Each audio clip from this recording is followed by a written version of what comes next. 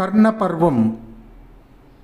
యుద్ధములో కర్ణుడి పరాక్రమాన్ని సహించలేని ధర్మరాజు కర్ణుణ్ణి చూసి, రాధేయ, నువ్వు ఎల్లప్పుడూ అర్జునుడితో యుద్ధం చేయడానికి ఉత్సాహం చూపుతూ ఉంటావు. దుర్యోధనుడితో చేరి మమ్ములను నానా రకాలుగా బాధిస్తూ ఉంటావు. వీరుడనని వీగుతూ ఉంటావు. పాండవులపై నీకు గల శత్రుత్వము, నీ పరాక్రమము ఇప్పుడు ప్రదర్శించు. ఈ యుద్ధంలో నీకు గుణపాఠాన్ని నేర్పుతాను అని పౌరుషంగా పలికాడు ధర్మరాజు.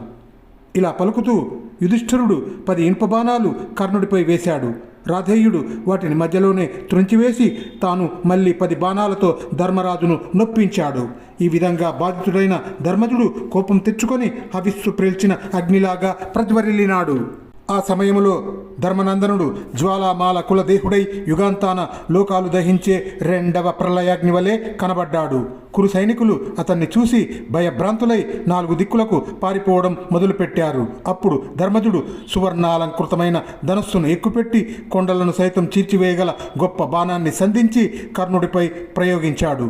అది కర్ణుడి కుడి పార్శ్వంలో గాఢంగా నాటుకున్నది. ఆ దెబ్బకు కర్ణుడు ఎంతో పీడితుడై కన్నులు భ్రమలు క్రమ్మగా బిల్లు విడిచిపెట్టి రథంపై కూలబడిపోయాడు. వివర్ణుడైన కర్ణుణ్ణి చూసి కురుసైన్యం ఆహాకారాలు చేసింది. పాండవ యోధులు మహా ఉత్సాహంతో సింహనాదాలు చేశారు. అయితే కొద్దిసేపటికే క్రూర పరాక్రముడైన కర్ణుడు తేరుకొని ధర్మరాజును వధించాలన్న లక్ష్యంతో పదునైన బాణాలు ప్రయోగించి ధర్మరాజును, అతని చక్ర రక్షకులను దారుణంగా పీడించాడు. అంతటా పాండవాగ్రజుడైన ధర్మరాజు రోషంతో కర్ణుడిపైన తీవ్రమైన బాణాలు ప్రయోగించాడు. రాధేయుడు తన ధనుస్సును చిత్ర విచిత్రంగా త్రిప్పుతూ ధర్మరాజు ధనుస్సును త్రుంచి 60 బాణాలతో ధర్మరాజును నొప్పించి సింహనాదం చేశాడు. పాండవ వీరులందరూ ధర్మరాజుకు రక్షగా నిలిచి కర్ణుడితో భయంకరంగా పోరాటం సాగించారు. అప్పుడు కర్ణుడు తనను చుట్టుముట్టిన యోధవరులపై బ్రహ్మాస్త్రాన్ని ప్రయోగించగా ఆ దివ్యమైన అస్త్రం పాండవ వీరులను దహించి వేయసాగింది. ధర్మరాజు ధనుస్సును ఖండించి కవచాన్ని చీల్చి అతని దేహమంతా రక్తం స్రవించేటట్లు కర్ణుడు బాణాలతో ప్రహరించగా యుధిష్ఠిరుడు మహాకోపంతో ఒక ఇనుప శక్తిని ప్రయోగించాడు.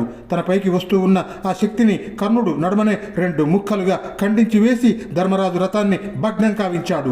ఆ విధంగా ధర్మరాజు రథం లేకుండా నిలువలేక వికలచిత్తుడై వెళ్ళిపోతూ ఉండగా కర్ణుడు అతన్ని వెంబడించి పట్టుకోబోయాడు.